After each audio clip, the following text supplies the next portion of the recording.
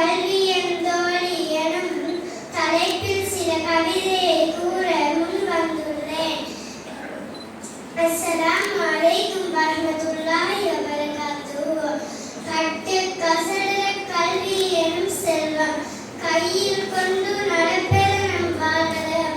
பொன்மேல் பொன் அதுதான் கல்வி, பூரணமான வாழ்க்கைக்கு அதுதான் செல்வம். பாடம் படித்தால் அறிவு பெறும், அறிவு பெருவினால் வாழ்வு மலர்ந்திடும். நேசத்துன மக்கள் இளமையில கல்வினம், எதிர்காலத்தை மாற்றும் பெரும் பூமி.